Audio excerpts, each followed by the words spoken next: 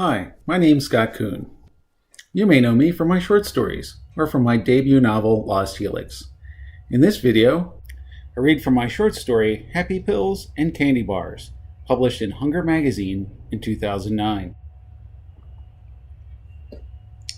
Doc said to take the pills, but if I took the pills, they'd get me.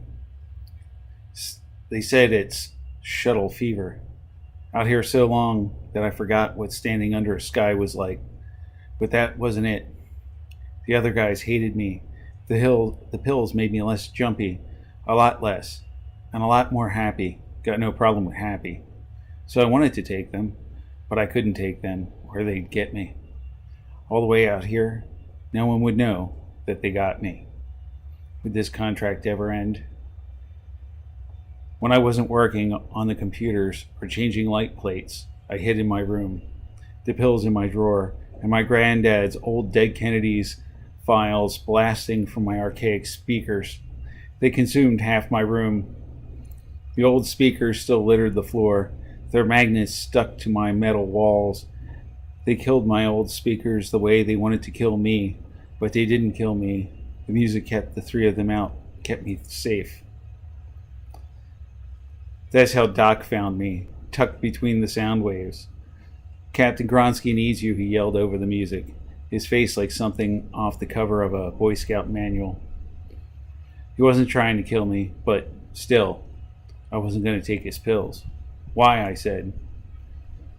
"That science vessel, Could you turn that down, please?" I turned it off, and he unplugged his ears. "Thanks." "We're at that science vessel, the S.O.S. I stared at him, trying to not look like anything while I figured this out.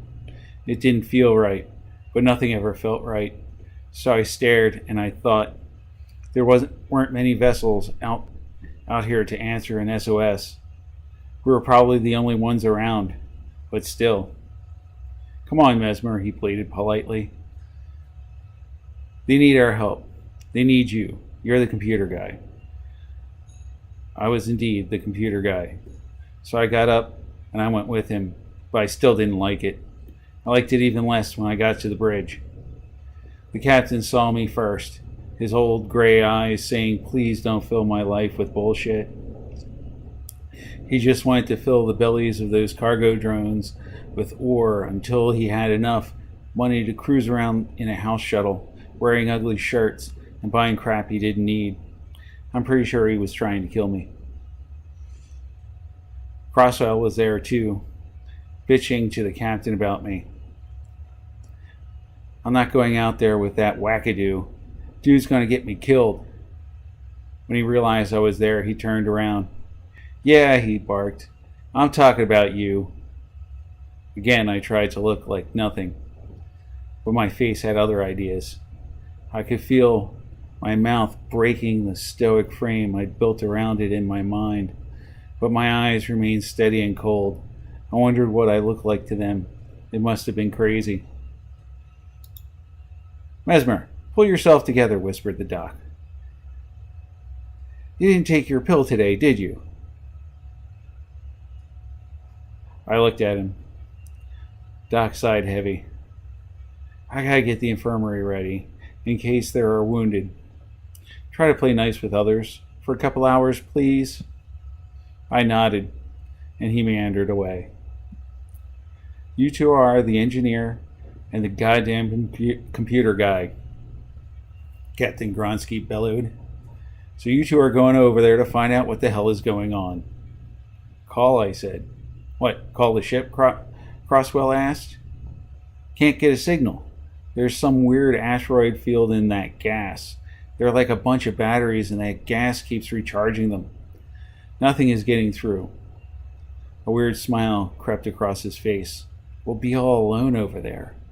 His eyes widened, and his mouth jerked at the corners. He definitely wanted to kill me. Definitely. "I don't give a rat's ass what you two have going on," Gronsky yelled. "You're going. Now go." We both stared at him. "Go!" He swung his arms about as if trying to herd children. "Go!" With the captain thoroughly agitated, we went. Out in the port side airlock, surrounded by the quiet of nothing. We stood, staring each other down. It stretched into forever. He was messing with me. "After you," he said with a bow. I kept my back firmly against the wall. "You." "Whatever, wackadoo." He coiled himself up against the sealed airlock door and said, "See you over there, wackadoo." Then he launched. Into the purple mist, his little blue jets vanished. Beyond him, I could see the cigar silhouette of the science vessel. What the hell were they doing in there? Stupid science stuff, probably. Arcs of lightning flashed through the clouds. In my suit, I knew the lightning would not get me, but that bastard Crosswell maybe. I launched anyway. A few yards out, I gave my jet pack a couple clicks. You don't want to overuse that thing, or you would shoot your butt out into nowhere. Gradually, the hazy cigar silhouette gave way to a detailed battle cruiser, leftovers from the war. I saw no damage, but up near the bridge, I saw it. It looked like a wave coming off a hot sidewalk under a Reno summer sky. I gazed at it, wondering what the hell it was. It seemed to move like an animal before squirting itself through a chink in the hull of the silent vessel. What the hell? I slowed down and landed. I should have gone first because that moron was already breaking the damn airlock with a power wedge. I broke into a service panel and got the door open before he could do any real damage, moron. Inside, the bodies littered the halls. Dozens of them, some in lab coats, some in jumpsuits. Their bodies curled up, legs curled up, fingers curled up, and eyes locked open, terrified. Everyone was dead, every single one. Without a word, I headed for the bridge. "Where the hell are you going?" Crosswell called. I had to see it. I kept walking and not talking. Crosswell soon followed. We found it in a hallway just before the bridge. It hugged a light fixture, pulsing as it slurped up the power flowing through it. Crosswell pulled out his meter and read his signature. "That light's dripping with electromagnetic waves." The light flickered into death, and the electromagnetic wave moved slowly across the ceiling. He gasped, "I think that thing's alive." "No shit." The wave extended its something at us, sniffing. Then it lunged.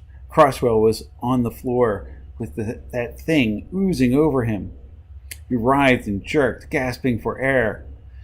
I grabbed his meter and put my back against the wall. Just like the light panel, it sucked the life right out of him. Done, it slithered away, leaving him just another gnarled corpse. I ran my ass off. As soon as I got outside, I jumped. Over my shoulder, there it was, swimming through the void, like a cross between a dolphin and a flying carpet.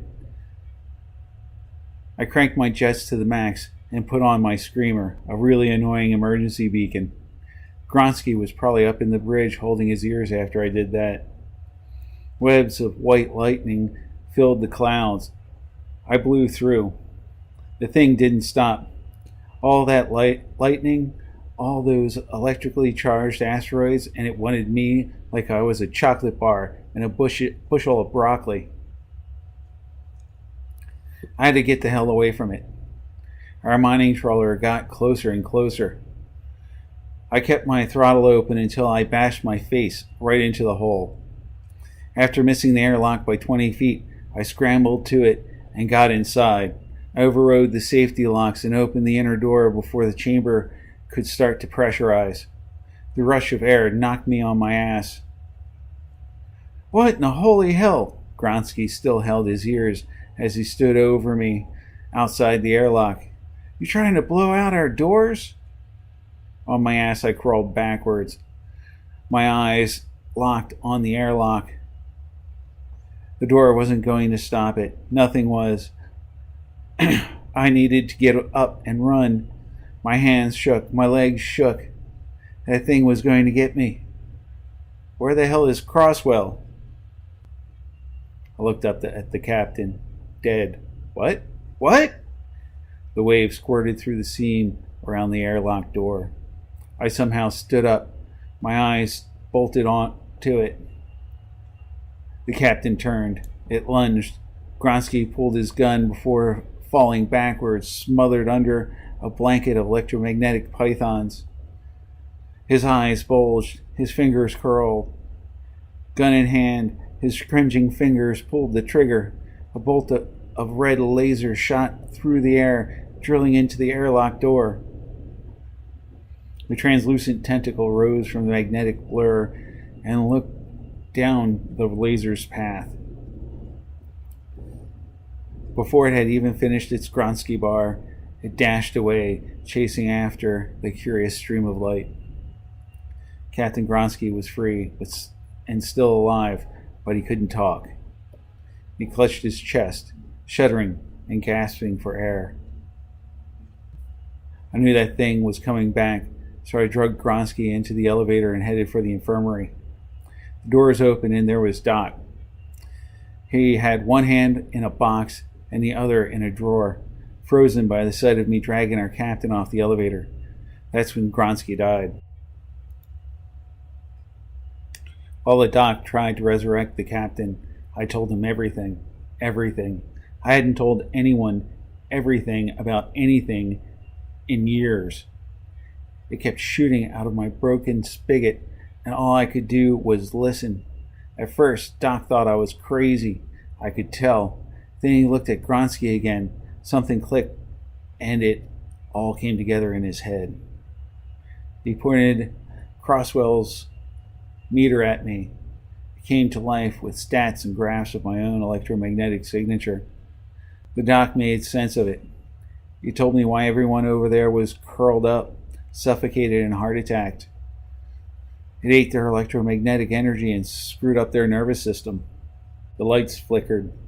The thing was still on our ship, eating our juice. It liked our electrical system, but what it really wanted was us living candy bars.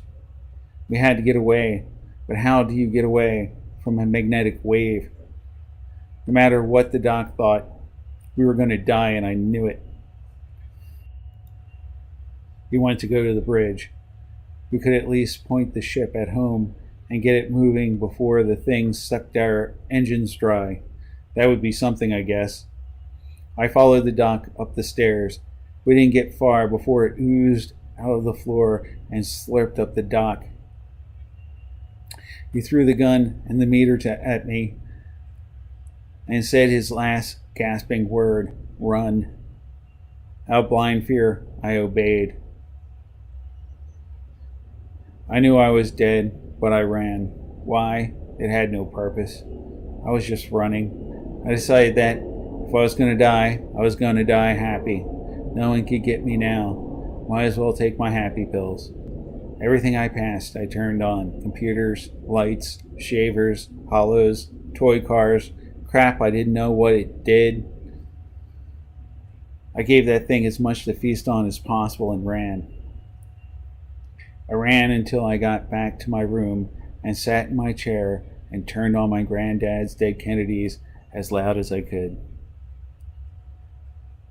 Then I took the pills because they couldn't get me anymore.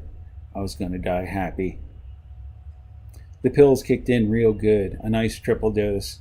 Time dripped through my fingers in slow, gummy gobs as the rumbling music lapped over me. Death wouldn't be so bad. No more problems, no more worries. Finally, my guest poked his ethereal head through my door, probing my room. It sniffed at the magnets from my murdered speakers and recoiled as if in pain.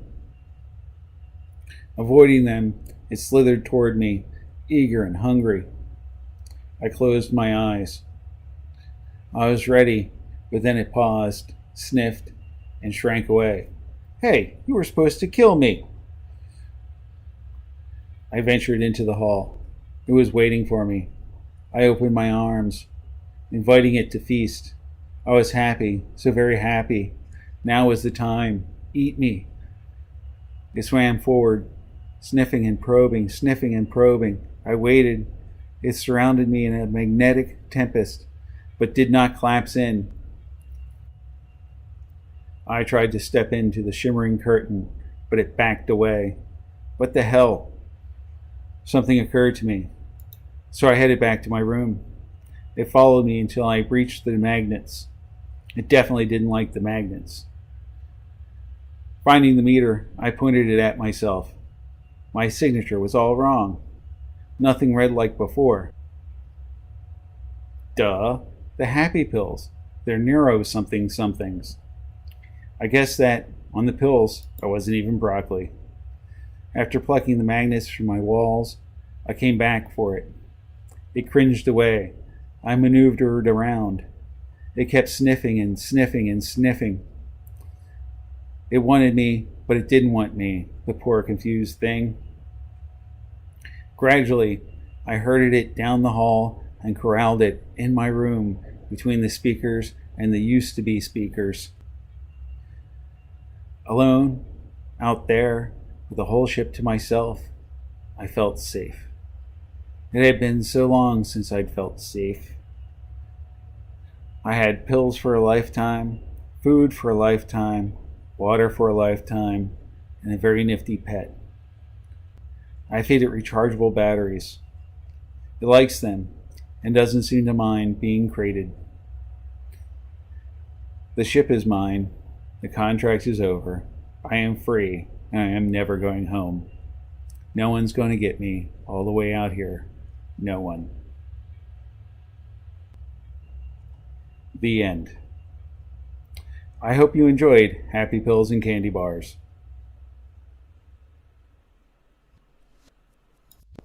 For links to this and my other short stories, go to my published works page at scottcoonscifi.com.